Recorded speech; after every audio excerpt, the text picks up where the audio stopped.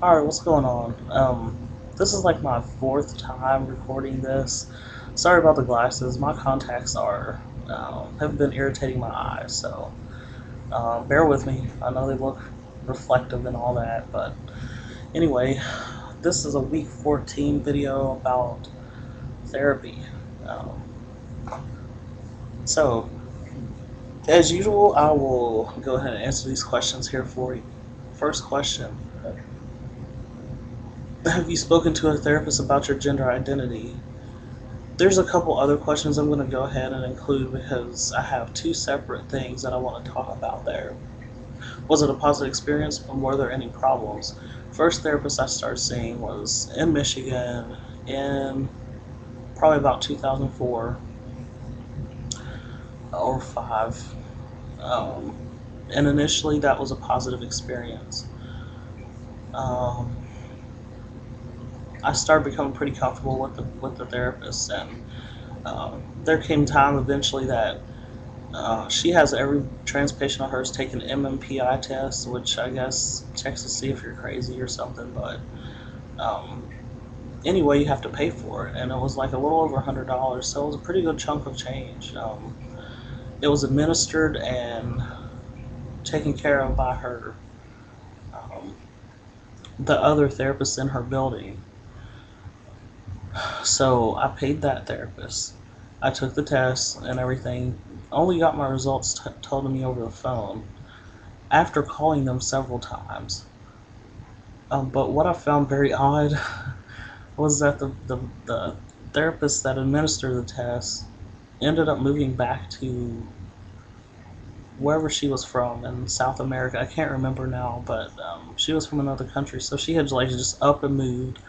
I never could get in contact with her by phone. Um, so that just really fell through. I didn't feel like I could trust that therapist anymore because she didn't really try to help me get my money back or anything like that. And yet I didn't really have a concrete copy of the test, and it's like I didn't want to go on with transitioning with a therapist I couldn't trust. So several problems, and also she had referred me to a couple of doctors that supposedly were going to be trans friendly that ended up being anything but that. So several problems with that one. Now the therapist I see now is wonderful. I've known her now for a little over 2 years. It's been a very positive experience. At times I've run out of stuff to talk about, but that really, I mean, gosh, if that's the only, that's not even a negative. So it's been great. She's every referral she's given me has been spot on. All the doctors she's referred me to have been wonderful, respectful. They've helped me get things done. Um, so yeah, I have no complaints about my new therapist. She'll even let me pay her uh, next time if I don't have the money on me. So it's really a big relief to uh, to see this therapist now. I'm sorry, I just lost my train of thought. Did you find yourself needing to educate your therapist? No, I didn't. Both of them are very knowledgeable about trans issues and the Harry Benjamin standards of care, so I didn't have to explain anything at all or educate them at all. How necessary do you think it should be for a transgender person to talk to a therapist? I think that's kind of a loaded question, only because I can see both sides. I'll start with why I don't think it should be absolutely necessary.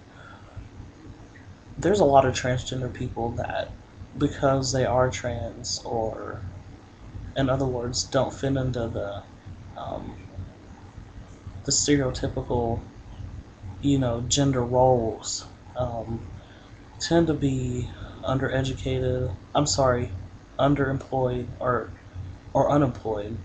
Sometimes undereducated, but I really did not mean that. Um, and sometimes they lack the resources to find a therapist. And sometimes just paying for the therapy can be just puts it completely out of reach.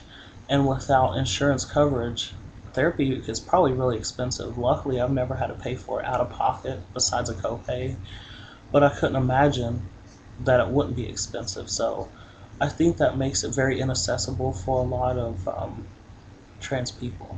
And in that way, I think it's really hard to argue that they should be forced to come up with money even for that. And that's not including once the therapist would say, okay, well, it's okay for you to start hormones. You can, here's your letter to start T or to start estrogen or whatever. I can't imagine then that the person would have any money left for the hormones or for the surgery or anything else they would need. So, but on the other hand, I think it might be helpful. I don't know if I should say it should be required because I really can't argue completely for that. I think it's helpful though because there are some issues that come up in many people's situations. Some of us are lucky enough not to have issues with family or in a relationship or coworkers, but pretty much a lot of us will at least have an issue to some extent in one of those areas. And I think it's important to have somebody there to talk to that's maybe a little bit more uninvolved in your life, that won't have formed such strong opinions about you, and who you can just talk to and get it off your chest. And also, I think it's important sometimes for some people to make sure they're not rushing into transitioning.